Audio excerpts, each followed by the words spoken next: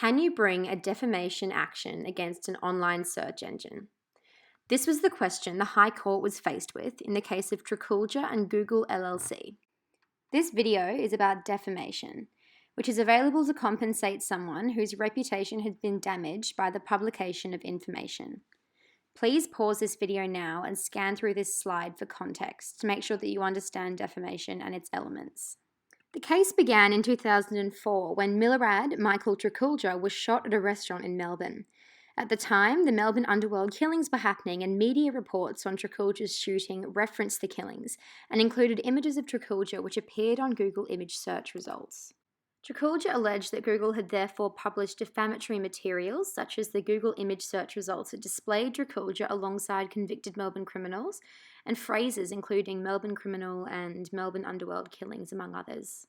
In the 2012 litigation, he referenced web pages that contained defamatory materials, and the following litigation referenced defamatory materials in the form of associative autocomplete predictions. Google's autocomplete function is powered by a predictive search algorithm which uses popular searches to predict a search term. Ultimately, it was alleged by Trkulja that the published material conveyed imputations that he is a hardened and serious criminal. The litigation history is as follows. So in 2012, Trkulja sued Google for defamation in the Supreme Court of Victoria and successfully argued that Google engaged in defamatory conduct in the publication of materials throughout 2009. Later in 2012, Trkulja requested that publications differing from material considered in the 2012 litigation, including certain images and autocomplete search predictions, be removed.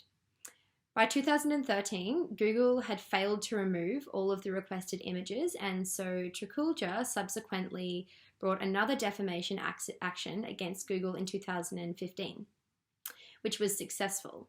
However, Google appealed the decision made by the Supreme Court, and the Court of Appeal allowed the application, holding that Trkulja would have no real prospect of success.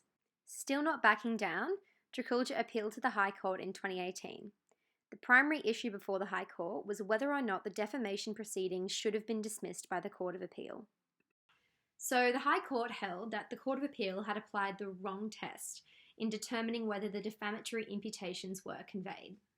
The High Court clarified that the test of capacity of a published matter to defame is whether any of the search results complained of are capable of conveying any of the defamatory imputations alleged, not whether any of the defamatory imputations which are pleaded are arguably conveyed, as was applied by the Court of Appeal. So Trkulja's case can continue in the Supreme Court of Victoria, but where does this leave us in the scheme of internet regulation and intermediary liability?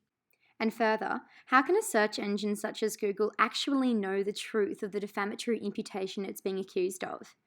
Moving forward, search engines will need to change the way they monitor activity, or perhaps even alter algorithmic functions which enable autocomplete predictions. We'll have to wait and see.